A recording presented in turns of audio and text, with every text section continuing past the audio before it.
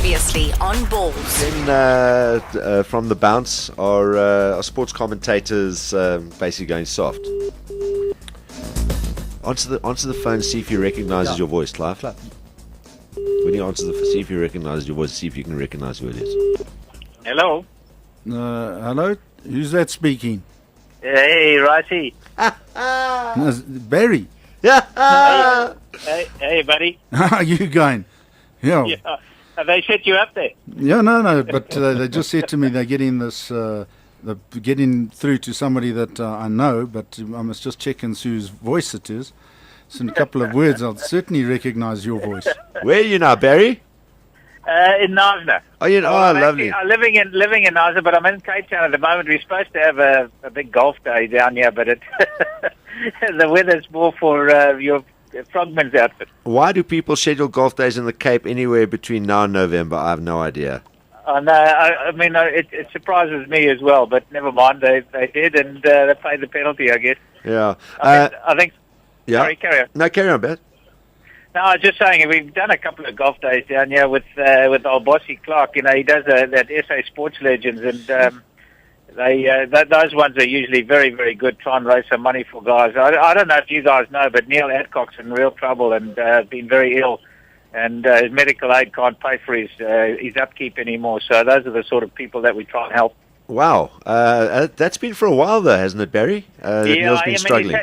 Yeah, but I think he's had a medical aid where they've been able to support him, but I think that's coming to an end now. So he's struggling with to be able to support his medical. So those are the sort of people we would obviously like to help as SA Sports Legends. All right. Well, I'll tell you what, we have here at Ballz Visual Radio a thing called the Wings of Change.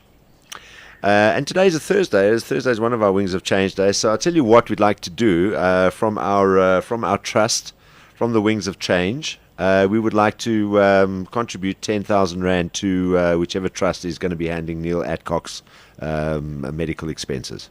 Brilliant. Oh, that's wonderful. I mean, that is absolutely fantastic, because I only heard of it last week, and somebody told me about it, and Ray White had told me, and I'd had a couple of phone calls from Graham Pollock to say, is this true? And so, yeah, it's nice that sport, and particularly cricket, can rally around and help Eddie. I know he's in Howick somewhere, I believe, or somewhere near Maritzburg. So I think Bossy Clark does. He's a trustee of the SA Sports Legends, and I think I can also get him to get in touch with you, or vice versa, and then right. You can set it all up. Absolutely. Well, we'll get those details. Kathy, our PA here at Ballz, will get all the information, and we'll get that money transferred for Neil Adcock.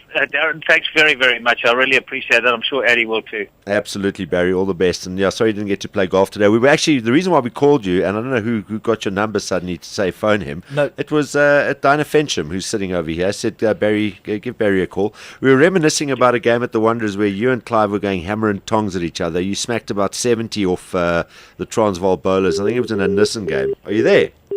Yes, I'm here. Was that all of me? That 70. Tank was losing patience there on the phone. Sorry.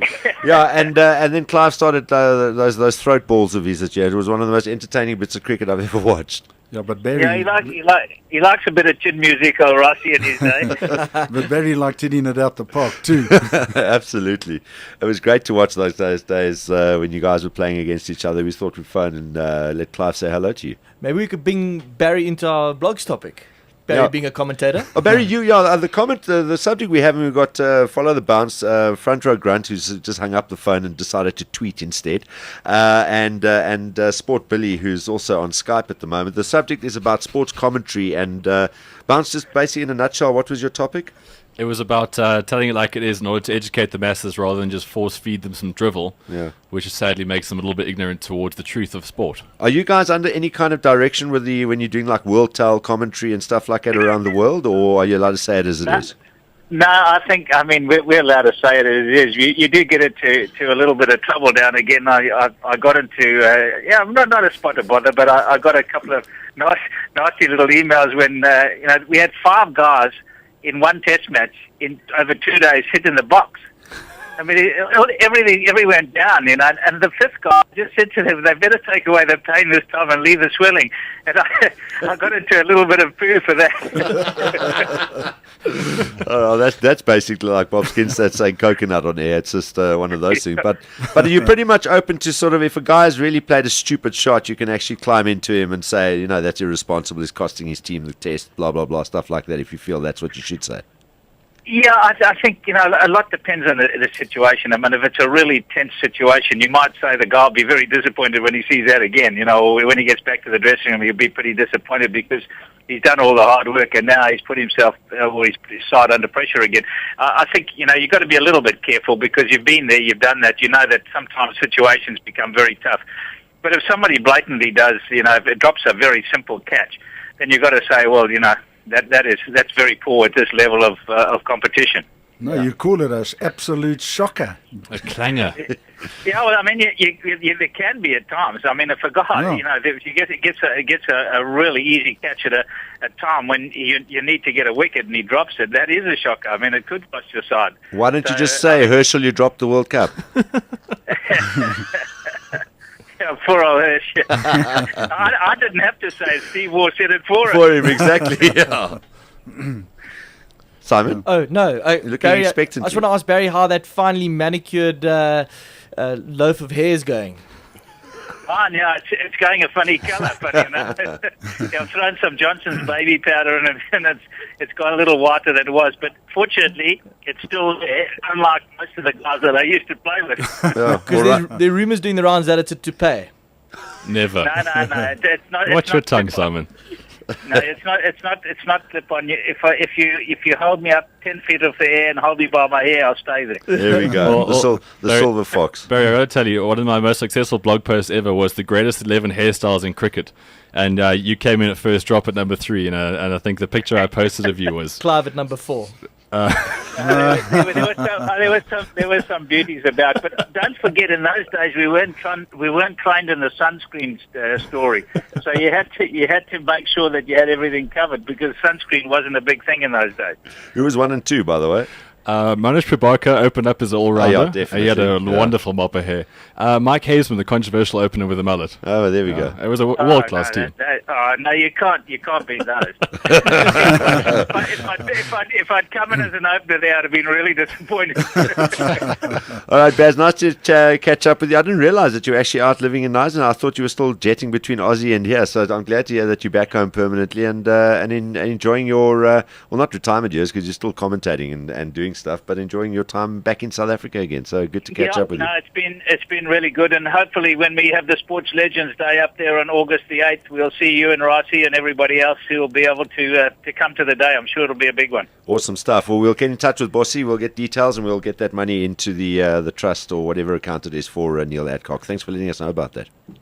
Thanks, buddies. Thanks. Cheers, Barry. Cheers, I'll Barry. see you in August. All the best. I've got a 4-ball in that event. All right.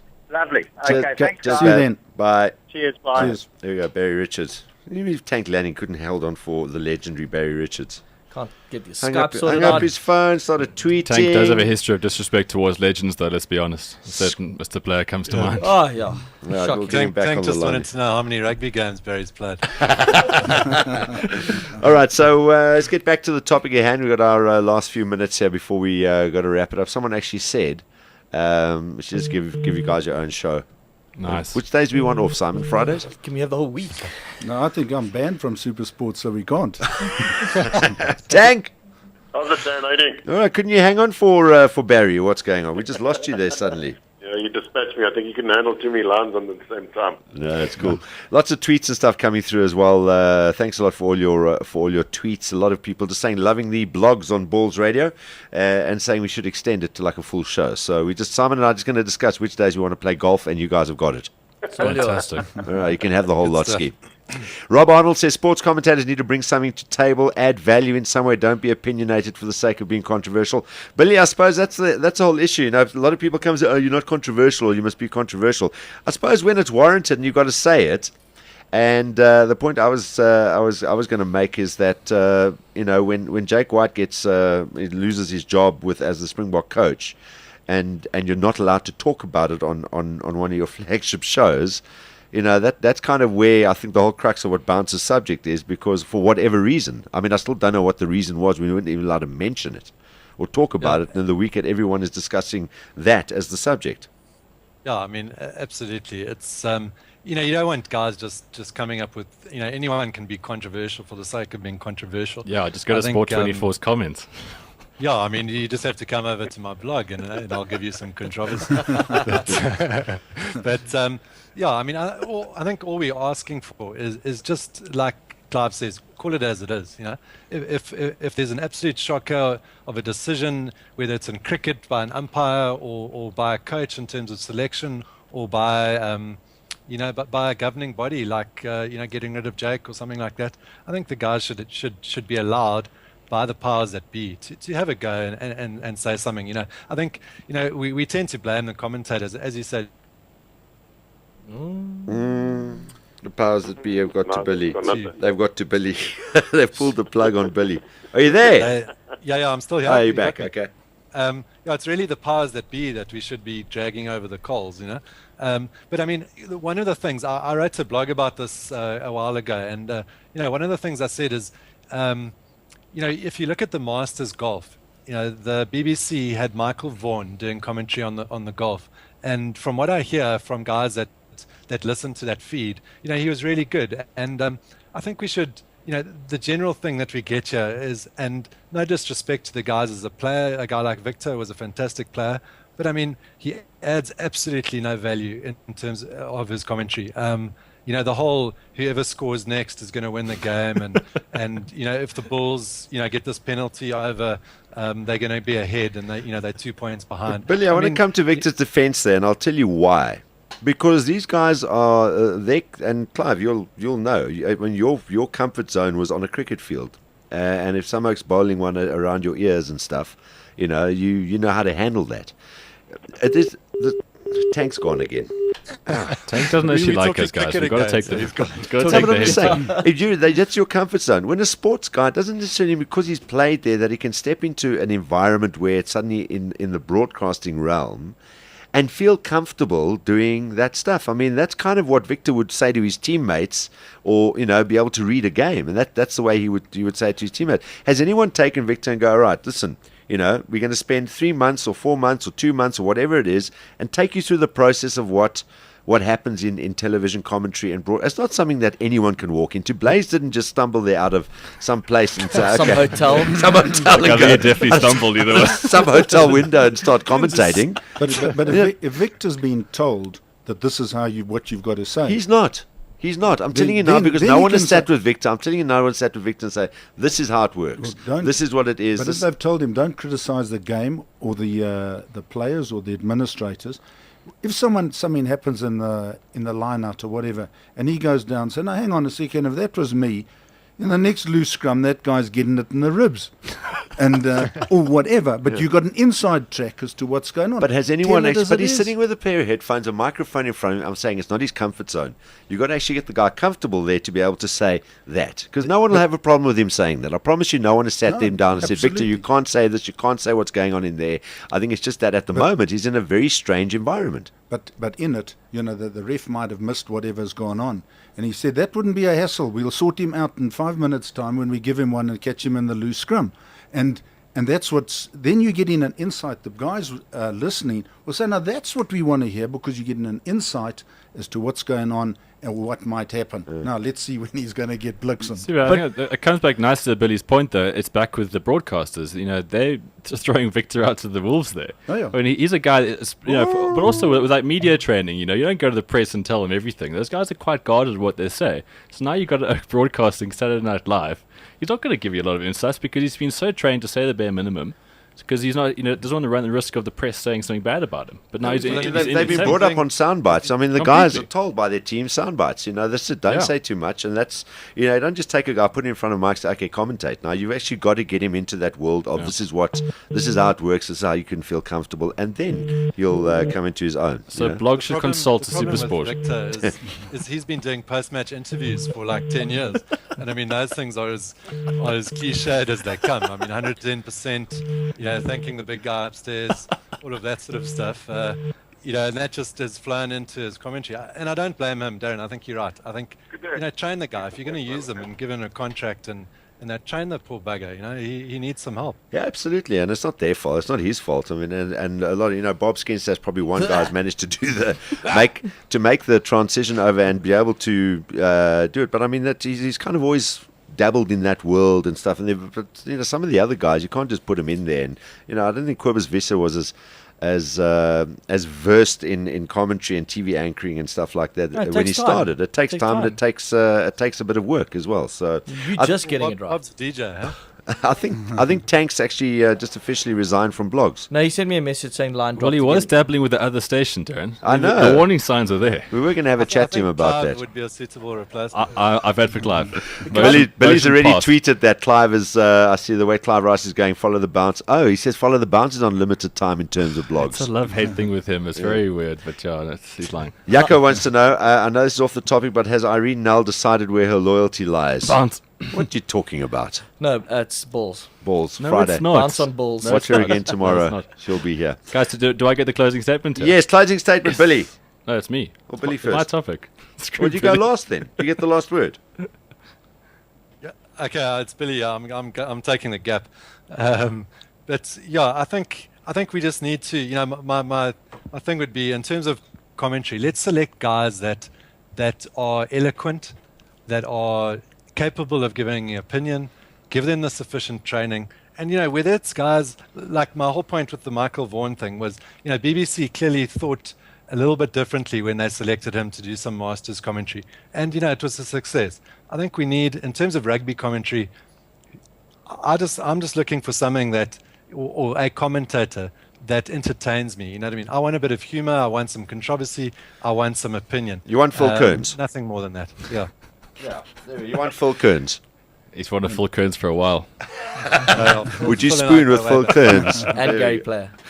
No, but I love listening to Phil Kearns. I don't care how much crap he talks, and I don't have to agree with what he is, but I just enjoy him because he's He's entertaining. great because he's literally been taken out of a bar into a commentary box, and he doesn't swear, which is quite a skill. And, I would just like to say we don't want bland commentaries. Yeah. That's all we want. We want exciting, funny, and exciting stuff. It's entertainment. Absolutely. Effectively, when you turn on the TV, even if you're watching sport, which is what Ballz is all about, it's still entertainment.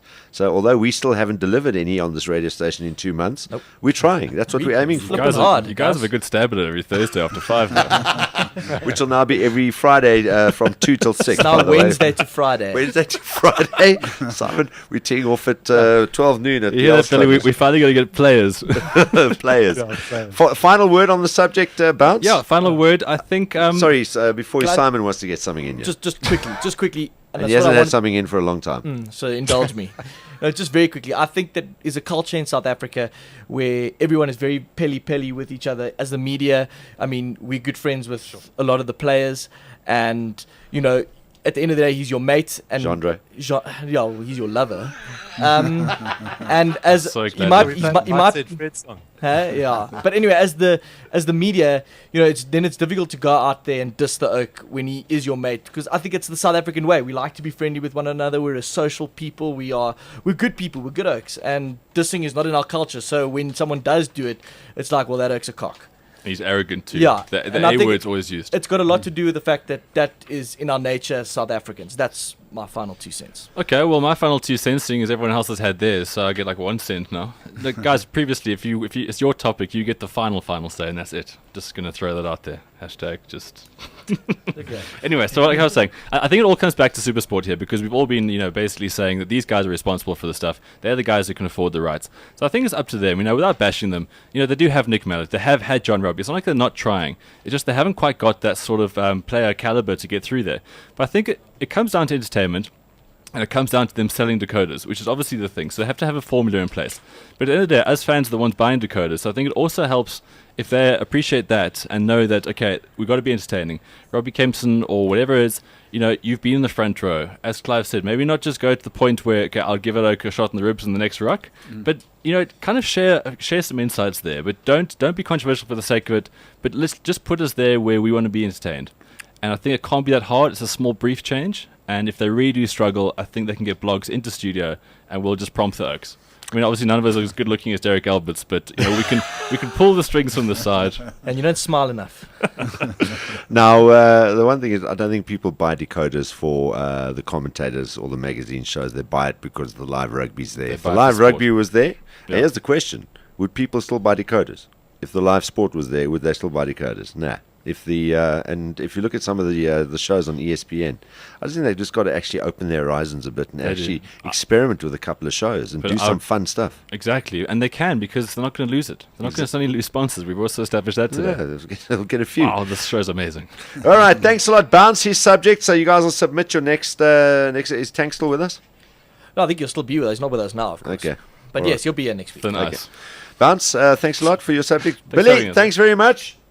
Pleasure, Darren. Thanks, Enjoy. We'll look thanks, forward to guys. your Thanks, topic Clive. for next week. And Cheers, once Billy. again, next Thursday we'll be doing blogs. Clive, thanks for joining us on. Maybe we should get a guest on blogs every week, depending on what the subject is. Yeah. It is inadvertently, but you. You're invaluable. Yeah, invaluable. Oh, good. I'm pleased. I'm still invaluable. Nice to catch up. 2 p.m. to 6 p.m. Mondays to Fridays live on balls.co.za.